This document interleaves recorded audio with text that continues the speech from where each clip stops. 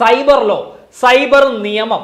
എന്താണ് സൈബർ നിയമം എന്നുള്ളതാണ് നമ്മൾ പഠിക്കുന്നത്. നമുക്കറിയാം, അപ്പോൾ ഈ 10 മാർക്ക് എന്ന് പറയുന്നത് ഒരു റാങ്ക് നേടാനായിട്ട് നിർണായകം തന്നെയാണ്. ഇന്ത്യൻ സൈബർ നിയമവുമായിട്ട് ബന്ധപ്പെട്ട് കിടക്കുന്ന IT ആക്ട് 2000 പഠിച്ചു. IT ആക്ട് 2000 ആദ്യമായിട്ട് ഭേദഗതി ചെയ്തത് എന്നാണ് എന്നുള്ള കാര്യവും പഠിച്ചു. Hi friends, welcome to competitive cracker. ഞാൻ സുഭാഷ് നെടുമങ്ങാട്. അപ്പോൾ കേസ് കാർഡ്, ബാങ്ക് അസിസ്റ്റന്റ്, അതുപോലെ തന്നെ ഖാദി ബോർഡ്, JCI ഇത്തരം പരീക്ഷകൾക്ക് തയ്യാറെടുക്കുന്ന ഉദ്യോഗാർത്ഥികളാണ് നിങ്ങൾ എങ്കിൽ നിങ്ങൾ നിർബന്ധമായിട്ട് ഞാൻ ഈ പറയുന്ന പോയിന്റ് പഠിച്ചിരിക്കണം. നമുക്കറിയാം, നമ്മുടെ സിലബസിൽ ഇൻഫർമേഷൻ ടെക്നോളജി 10 മാർക്കിനുണ്ട്. കേരള ബാങ്കിൻ്റെയൊക്കെ സിലബസ് നിങ്ങൾ കണ്ടിട്ടുണ്ടാവുമല്ലോ. അപ്പോൾ 10 മാർക്കിനോളം IT ഉണ്ടാവും. അപ്പോൾ IT സിലബസിൽ വലിയ മാറ്റമൊന്നും പ്രതീക്ഷിക്കേണ്ട, അതുപോലെ തന്നെ ആയിരിക്കും നിങ്ങൾക്കും പഠിക്കേണ്ടത്. അപ്പോൾ ഈ 10 മാർക്ക് എന്ന് പറയുന്നത് ഒരു റാങ്ക് നേടാനായിട്ട് നിർണായകം തന്നെയാണ്. അതായത് ഈ 10 മാർക്കിൽ 10 മാർക്ക് നമുക്ക് നേടിയെടുക്കുവാനായിട്ട് സാധിക്കും. കാരണം കൂടുതലൊന്നും അതിനകത്ത് നിന്ന് ചോദിക്കാനില്ല. ആ സിലബസിനകത്ത് ഉള്ള കാര്യങ്ങൾ തന്നെ ആയിരിക്കും മാക്സിമം നിങ്ങൾക്ക് പരീക്ഷയ്ക്ക് വരുന്നത്. സോ ആ സിലബസിലുള്ള മുഴുവൻ കാര്യങ്ങളും നന്നായിട്ട് പഠിച്ചു കഴിഞ്ഞാൽ നിങ്ങൾക്ക് ഉറപ്പായിട്ടും നിങ്ങൾക്ക് നല്ല മാർക്ക് അവിടെ നിന്ന് സ്കോർ ചെയ്യാൻ പറ്റും കേട്ടോ. അപ്പോൾ 10 മാർക്കിനേ ഉള്ളൂ എന്ന് പറഞ്ഞിട്ട് അതിനെ ഇഗ്നോർ ചെയ്യരുത്. ആ 10 മാർക്കായിരിക്കും ചിലപ്പോൾ നിങ്ങൾക്ക് ഒരു റാങ്ക് വാങ്ങി തരുന്നത് കേട്ടോ. സോ നമ്മുടെ സിലബസിൽ പ്രധാനപ്പെട്ട ഒരു ടോപ്പിക്കാണ് സൈബർ ലോ എന്ന് പറയുന്നത്. സൈബർ ലോ, സൈബർ ക്രൈംസ്, അത്തരത്തിലുള്ള കാര്യങ്ങൾ. ഇത് പഠിക്കാൻ വലിയ ബുദ്ധിമുട്ടൊന്നുമില്ല, വളരെ കുറച്ചേ ഉള്ളൂ. ആ കുറച്ചുള്ള കാര്യം മാത്രം പഠിച്ചാൽ മതി. അത് തന്നെയായിരിക്കും PSC തിരിച്ച് മറിച്ചും ഒക്കെ ചോദിക്കുന്നത്. സോ നമുക്ക് സൈബർ ലോയുമായിട്ട് ബന്ധപ്പെട്ട് കിടക്കുന്ന കുറച്ച് കാര്യങ്ങൾ ചർച്ച ചെയ്യാം. സൈബർ ലോ, സൈബർ നിയമം. എന്താണ് സൈബർ നിയമം എന്നുള്ളതാണ് നമ്മൾ പഠിക്കുന്നത്. നമുക്കറിയാം, നമ്മുടെ രാജ്യത്ത് എല്ലാ കാര്യങ്ങൾക്കും നിയമമുണ്ട്. അതുപോലെ തന്നെ സൈബർ ലോകത്തും നിയമമുണ്ട്. കമ്പ്യൂട്ടർ, നെറ്റ്വർക്ക്, ഇന്റർനെറ്റ് അല്ലെങ്കിൽ ഇലക്ട്രോണിക് ഡിജിറ്റൽ കമ്മ്യൂണിക്കേഷൻ മീഡിയവുമായിട്ട് ബന്ധപ്പെട്ട് കിടക്കുന്ന കാര്യങ്ങൾക്കെല്ലാം വ്യക്തമായിട്ട് നിയമം എഴുതി വെച്ചിട്ടുണ്ട്. അത് ഓരോന്നും എന്താണ് എന്നുള്ള കാര്യങ്ങളൊക്കെ നമുക്ക് ചർച്ച ചെയ്യാം. അപ്പോൾ cyber law, cyber law refers to the set of laws, rules and regulations that govern the use of computers, the internet and digital communication technologies. അപ്പോൾ എന്താണ് സൈബർ ലോ എന്ന് പറഞ്ഞു കഴിഞ്ഞാൽ നമുക്കറിയാം, ഡിജിറ്റൽ കമ്മ്യൂണിക്കേഷൻ ടെക്നോളജി അല്ലെങ്കിൽ ആ ഒരു സാങ്കേതിക വിദ്യയ്ക്ക് അകത്ത് വരുന്ന കമ്പ്യൂട്ടർ, ഇൻ്റർനെറ്റ്, മറ്റ് ഡിവൈസുകൾ, അതായത് മൊബൈൽ ഫോണ്, ടാബ്ലറ്റ്, ഇങ്ങനെയൊക്കെ വരുന്ന സാധനങ്ങളുണ്ടല്ലോ, ഇതുമായിട്ടൊക്കെ ബന്ധപ്പെട്ട് കിടക്കുന്ന കാര്യങ്ങൾ അല്ലെങ്കിൽ അത്തരം കാര്യങ്ങൾക്ക് വേണ്ടിയിട്ടുള്ള ഒരു കൂട്ടം നിയമങ്ങൾ അല്ലെങ്കിൽ അവയെല്ലാം, അവയുടെ ഉപയോഗത്തെയെല്ലാം നിയന്ത്രിക്കുവാൻ വേണ്ടിയിട്ടുള്ള നിയമങ്ങളെയാണ് നമ്മൾ എന്തെന്ന് പറയുന്നത്, സൈബർ ലോ എന്ന് പറയുന്നത്. നമുക്കറിയാം, ഇന്ന് നമ്മൾ ജീവിക്കുന്ന ഈ ഒരു കാലഘട്ടം എന്ന് പറയുന്നത് മുഴുവനും എന്താണ്, ഒരു ഇൻ്റർനെറ്റ് യുഗമാണ്. ഇൻ്റർനെറ്റിൻ്റെ സാന്നിധ്യമില്ലാത്ത ഒരു ദിവസം പോലും നമുക്ക് ചിന്തിക്കാൻ സാധിക്കില്ല, അല്ലേ? അതുകൊണ്ട് തന്നെ ഈ ഇൻ്റർനെറ്റ് എന്ന് പറയുന്ന ആ ഒരു നെറ്റ്വർക്കിലൂടെ ധാരാളം തട്ടിപ്പുകളും എന്ത് ചെയ്യുന്നുണ്ട്, നടക്കുന്നുണ്ട്. ക്രൈംസും തട്ടിപ്പുകളും അതുപോലെ തന്നെ ഒരുപാട് കാര്യങ്ങൾ നടക്കുന്നുണ്ട്. അപ്പോൾ ഇതിനെയെല്ലാം നിയന്ത്രിക്കണമെന്നുണ്ടെങ്കിൽ അല്ലെങ്കിൽ ഇത്തരം തട്ടിപ്പുകളും ക്രൈംസും ഒക്കെ നടത്തിക്കഴിഞ്ഞാൽ അതിന് തക്ക ശിക്ഷ വാങ്ങിക്കൊടുക്കണമെന്നുണ്ടെങ്കിൽ ഒരു കൂട്ടം നിയമങ്ങൾ കൂടിയേ തീരുള്ളൂ. ആ നിയമങ്ങളെയാണ് സൈബർ നിയമങ്ങൾ അല്ലെങ്കിൽ സൈബർ ലോസ് എന്ന് എന്ത് ചെയ്യുന്നത്, പറയുന്നത് കേട്ടോ.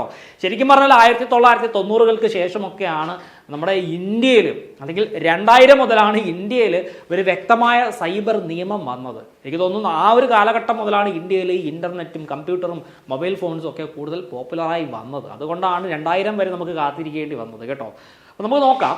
ഇതാണ് സൈബർ ലോ എന്ന് പറയുന്നത്. It deals with crimes, activities and disputes that occur in cyber space. നമ്മുടെ സൈബർ സ്പേസിൽ ഉണ്ടാകുന്ന ക്രൈമുകൾ, ആക്ടിവിറ്റീസ്, മറ്റ് തർക്കങ്ങൾ, ഇത്തരം കാര്യങ്ങളെയൊക്കെ എന്ത് ചെയ്യുന്നു, സൈബർ ലോ ഡീൽ ചെയ്യുന്നു എന്നുള്ള കാര്യം മനസ്സിലാക്കുക കേട്ടോ. Then key areas covered under cyber law. Cyber ലോയ്ക്കകത്ത് വരുന്ന പ്രധാനപ്പെട്ട ഏരിയാസ് ഏതൊക്കെയാണ് എന്നുള്ളത് നമുക്ക് നോക്കാം. ഒന്ന് സൈബർ ക്രൈംസ് കേട്ടോ. സൈബർ ക്രൈംസ് വിവിധ തരത്തിലുള്ള സൈബർ കുറ്റകൃത്യങ്ങൾ, ഹാക്കിങ് പോലുള്ള കുറ്റകൃത്യം. ഹാക്കിംഗ് ഉണ്ടറിയാമല്ലോ, hacking, cyber bullying, stalking, harassment, ഇങ്ങനെ ഒരുപാട് തരത്തിലുള്ള സൈബർ ക്രൈംസ് ഇന്നുണ്ട്. ഇപ്പം നമ്മളൊന്ന് ചുറ്റിലും ഇറങ്ങി നോക്കിയാൽ മതി, വിവിധ സൈബർ ക്രൈംസ് ഇങ്ങനെ നടന്നുകൊണ്ടിരിക്കുകയാണ്. കാരണം ഈ ഒരു ക്രൈം ചെയ്യാനായിട്ട് ഫിസിക്കലി ഒരാളുടെ സാന്നിധ്യം ഒരു പർട്ടിക്കുലർ സ്ഥലത്ത് വേണമെന്നില്ല. ഓൺലൈനായിട്ട് ഇരുന്നുകൊണ്ട് ഈ തട്ടിപ്പുകളെല്ലാം നടത്താം. ആൾക്കാരുടെ കയ്യിരിക്കുന്ന പൈസയും കാര്യങ്ങളൊക്കെ അടിച്ചെടുക്കുവാനായിട്ട് സാധിക്കും. Then 2 electronic transactions. ഇപ്പം നമ്മളെല്ലാവരും ഇലക്ട്രോണിക് ട്രാൻസാക്ഷൻസ് ചെയ്യുന്ന ആൾക്കാരാണ്, അല്ലെങ്കിൽ നമുക്ക് ഒരുപാട് ഇലക്ട്രോണിക് ട്രാൻസാക്ഷൻ പ്ലാറ്റ്ഫോംസ് ഉണ്ട്. അതുവഴിയാണ് നമ്മൾ സാധനങ്ങളും സേവനങ്ങളും ഒക്കെ വാങ്ങുന്നതും വിൽക്കുന്നതും അല്ലെങ്കിൽ പണമിടപാടും എല്ലാം നടത്തുന്നത്, അല്ലേ? Electronic transactions, data protection and privacy, intellectual property, network security, ഇതെല്ലാം സൈബർ ലോയ്ക്കകത്ത് വരുന്ന പ്രധാനപ്പെട്ട ഏരിയാസ് ആണ് എന്നുള്ള കാര്യം മനസ്സിലാക്കുക കേട്ടോ. അപ്പം നന്നായിട്ട് പഠിക്കുക. എന്താണ് സൈബർ നിയമം എന്ന് ചോദിച്ചാൽ, cyber law refers to the set of laws, rules and regulations that govern the use of computers, the internet and digital communication technologies.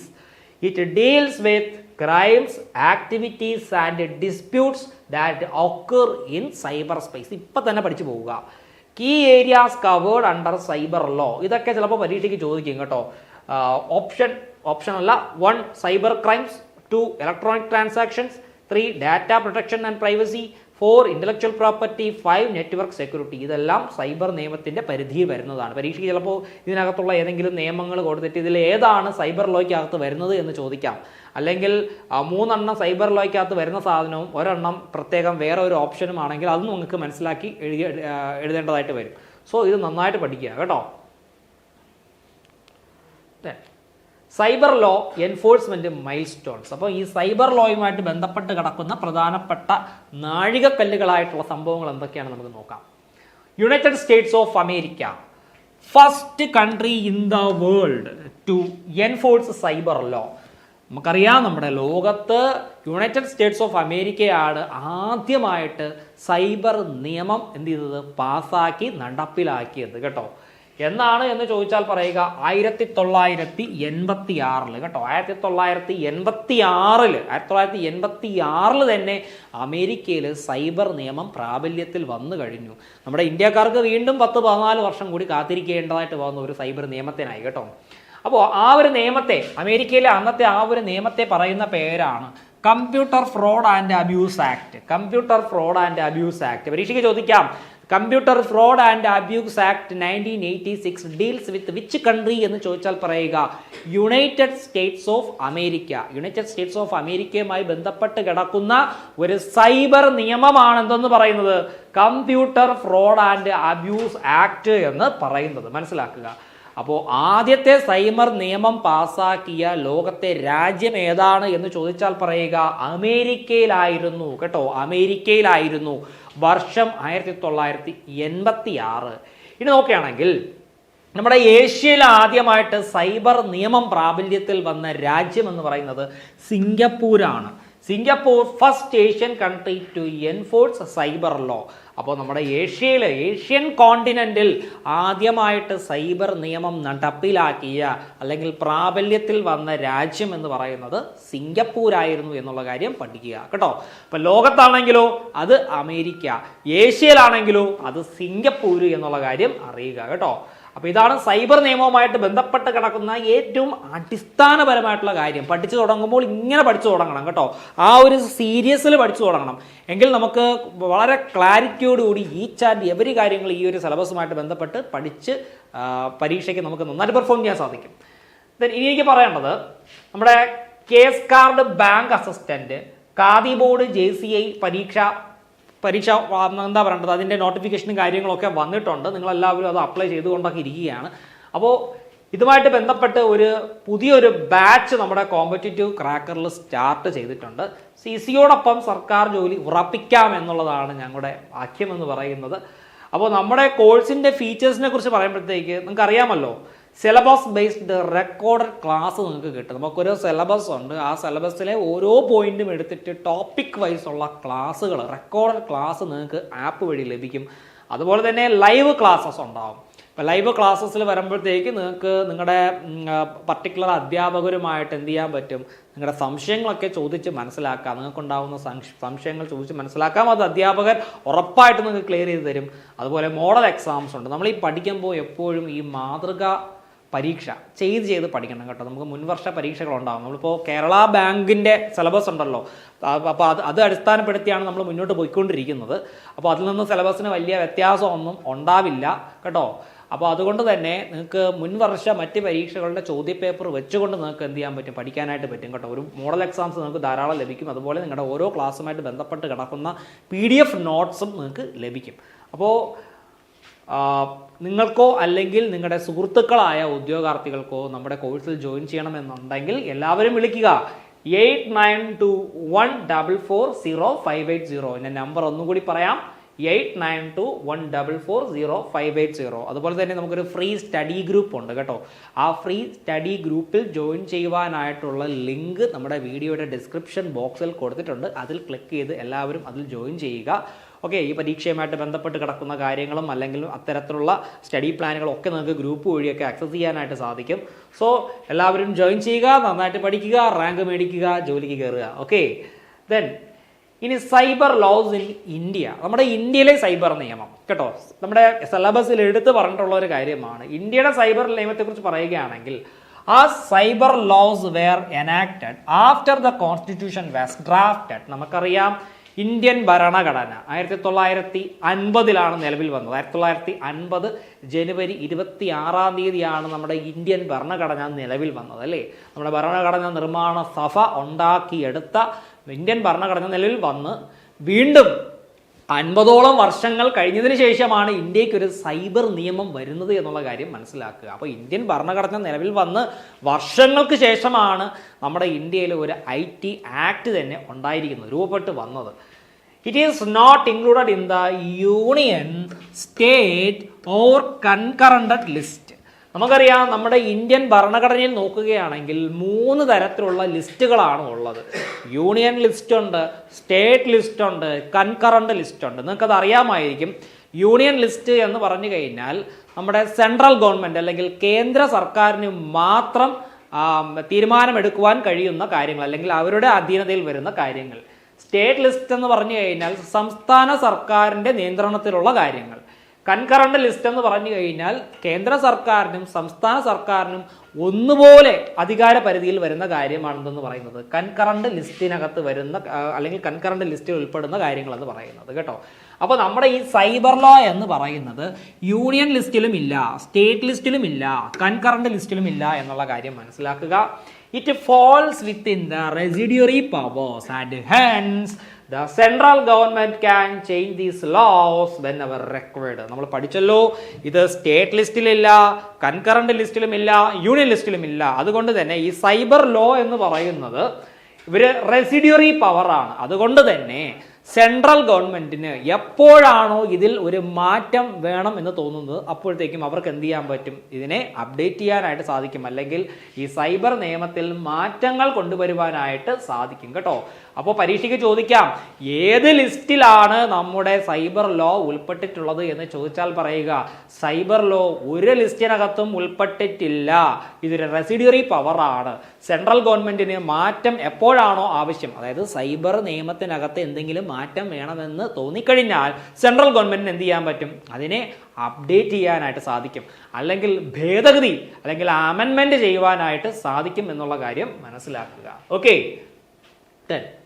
Areas covered under cyber law in India. നമ്മുടെ ഇന്ത്യയിൽ ഏതെല്ലാം areas ആണ് cyber law cover ചെയ്യുന്നത് എന്നുള്ളത് പരിശോധിക്കാം.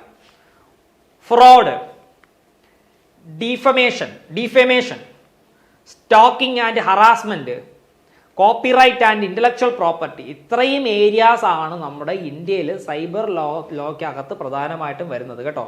Fraud, defamation, stalking and harassment, copyright and intellectual property. Okay, ഇനി നമുക്ക് നോക്കേണ്ടത് ഇൻഫർമേഷൻ ടെക്നോളജി ആക്ട് 2000. ഇന്ത്യയിലെ ഇൻഫർമേഷൻ ടെക്നോളജി ആക്ട് 2000 എന്ന് പറഞ്ഞാൽ ഇതൊരു മാജിക്കൽ വാല്യൂ ആയിട്ട് കരുതുക.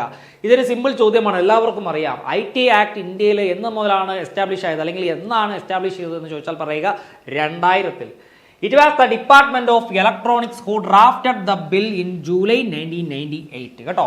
നമ്മുടെ ഇന്ത്യയിലെ ഡിപ്പാർട്ട്മെന്റ് ഓഫ് ഇലക്ട്രോണിക്സ് ആണ് 1998 ഒരു ബിൽ എന്ത് ചെയ്തത്, ആദ്യമായിട്ട് ഡ്രാഫ്റ്റ് ചെയ്തത്. However, it is introduced in Parliament just a year and a half later on December 16, 1999 following the establishment of the IT Ministry. അങ്ങനെ 1999 ഡിസംബർ മാസം 16 എന്ത് ചെയ്തു, നമ്മുടെ ഇന്ത്യയിൽ IT ആക്ട് 2000 എന്ത് ചെയ്തു, ഇൻട്രൊഡ്യൂസ് ചെയ്തു, പാർലമെന്റിൽ ഇൻട്രൊഡ്യൂസ് ചെയ്തു. അതായത് നമ്മുടെ ഇന്ത്യയിൽ IT മന്ത്രാലയത്തിന്റെ എസ്റ്റാബ്ലിഷ്മെന്റിന് ശേഷം ഇൻഫർമേഷൻ ടെക്നോളജി ആക്ട് 2000 എന്ത് ചെയ്തു, പാർലമെന്റിൽ അവതരിപ്പിക്കുകയാണ് ഉണ്ടായത്. Then the union cabinet endorsed the bill on May 13, 2000, after the integrating numerous proposals from the Ministry of Information Technology and both houses of the Indian Parliament enacted the Information Technology Bill on May 17, 2000. The bill got the President's assent on June 9, 2000 and become known as the Information Technology Act 2000. അതായത് union cabinet 2000 May 13 നമ്മുടെ ministry of information ടെക്നോളജിയിൽ നിന്നുള്ള വിവിധ proposals പരിഗണിച്ചുകൊണ്ട് ഈ ഒരു ബില്ലിനെ എന്ത് ചെയ്തു, എൻഡോർസ് ചെയ്തു കേട്ടോ. മെയ് 13, 2000 കേട്ടോ. And both the houses of the Indian parliament enacted the information technology bill on May 17, 2000. നമ്മുടെ പാർലമെന്റിലെ എന്താണ് ലോക്സഭയും രാജ്യസഭയും 2000 മെയ് 17 ഈ ബില്ലിനെ എന്ത് ചെയ്തു, അംഗീകരിച്ചു.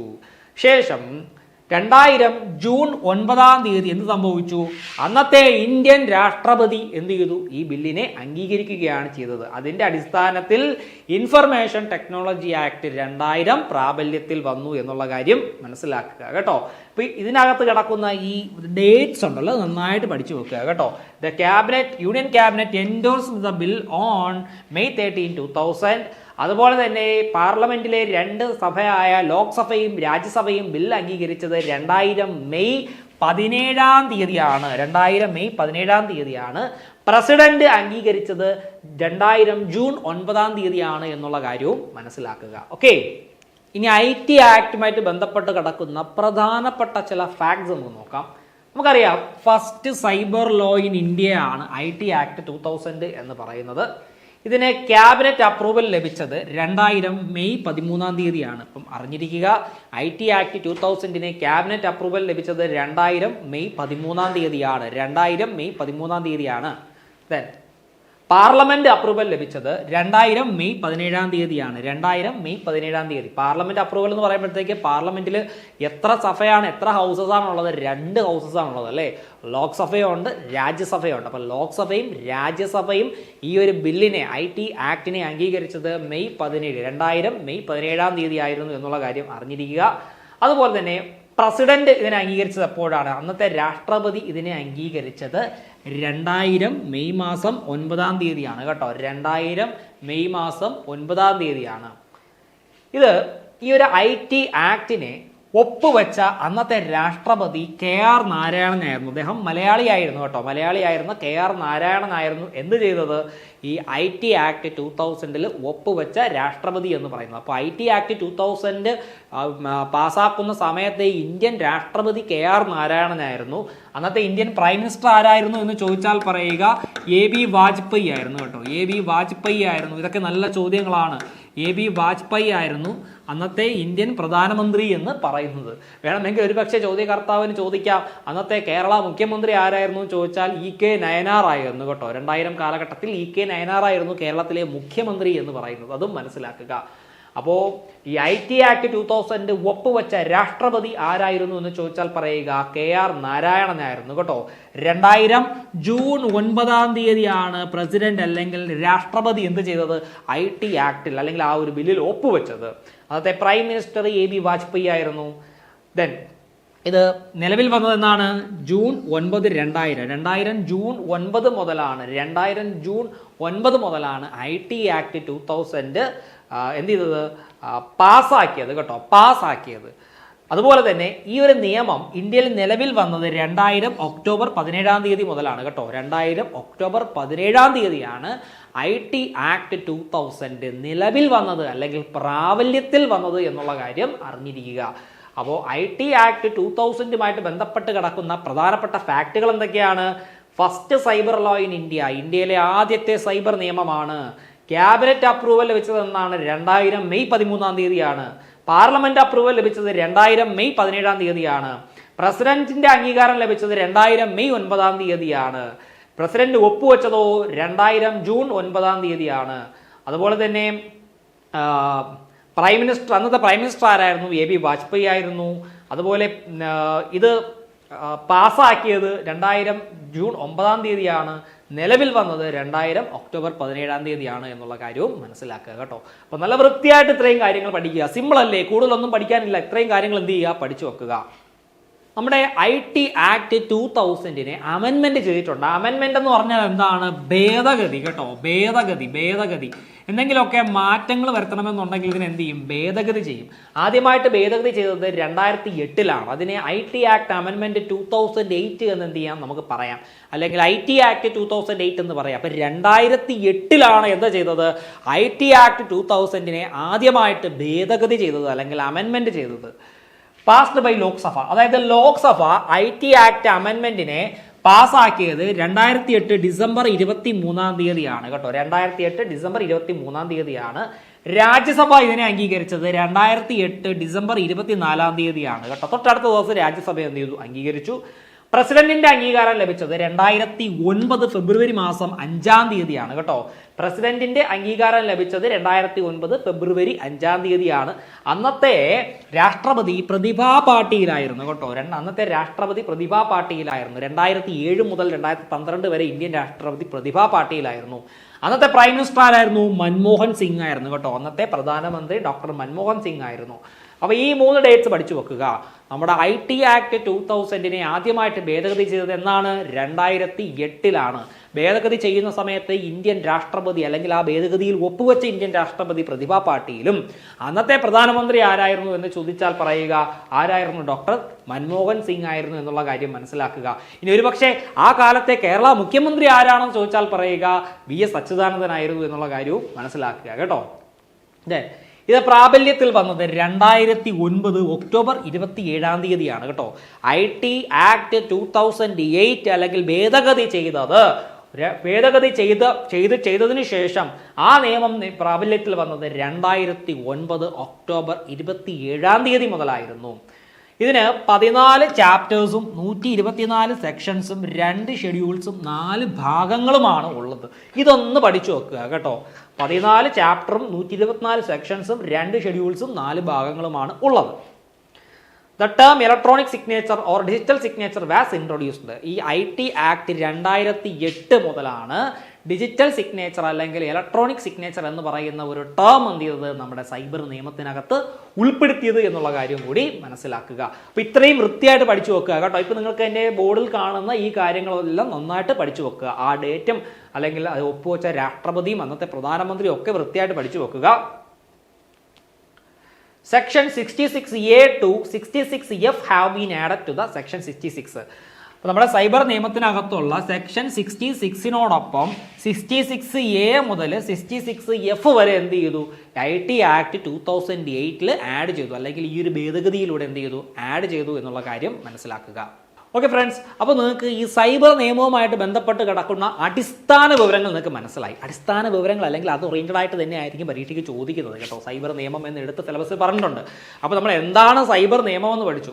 ലോകത്ത് ആദ്യമായിട്ട് സൈബർ നിയമം പാസ്സാക്കിയത് എവിടെയാണെന്ന് പഠിച്ചു. ഏഷ്യയിൽ ആദ്യമായിട്ട് സൈബർ നിയമം നിലവിൽ വന്ന രാജ്യം ഏതാണെന്ന് പഠിച്ചു. ഇന്ത്യയുമായിട്ട് ബന്ധപ്പെട്ട് കിടക്കുന്ന ഇന്ത്യൻ സൈബർ നിയമവുമായിട്ട് ബന്ധപ്പെട്ട് കിടക്കുന്ന IT ആക്ട് 2000 പഠിച്ചു. IT ആക്ട് 2000-നെ ആദ്യമായിട്ട് ഭേദഗതി ചെയ്തത് എന്നാണ് എന്നുള്ള കാര്യവും പഠിച്ചു. അപ്പോൾ ഇത് നന്നായിട്ട് തന്നെ എല്ലാവരും പഠിച്ചു വെക്കുക കേട്ടോ. അപ്പോൾ ഇത്രയും കാര്യങ്ങൾ നിങ്ങൾക്ക് എല്ലാവർക്കും മനസ്സിലായി എന്ന് ഞാൻ വിശ്വസിക്കുന്നു. നമ്മുടെ കോമ്പറ്റേറ്റീവ് ക്രാക്കറിൻ്റെ ഈ വീഡിയോ ആദ്യമായിട്ടാണ് നിങ്ങൾ കാണുന്നത് എന്നുണ്ടെങ്കിൽ നമ്മുടെ ചാനൽ സബ്സ്ക്രൈബ് ചെയ്ത് അടുത്ത് കാണുന്ന ബെൽ ഐക്കണിൽ പ്രസ് ചെയ്യുക. അതുപോലെ തന്നെ എല്ലാവരും നന്നായിട്ട് പഠിക്കുക. നമുക്ക് മറ്റൊരു ക്ലാസ്സിലൂടെ വീണ്ടും കാണാം. എല്ലാ ഫ്രണ്ട്സിനും താങ്ക് യു വെരി മച്ച്.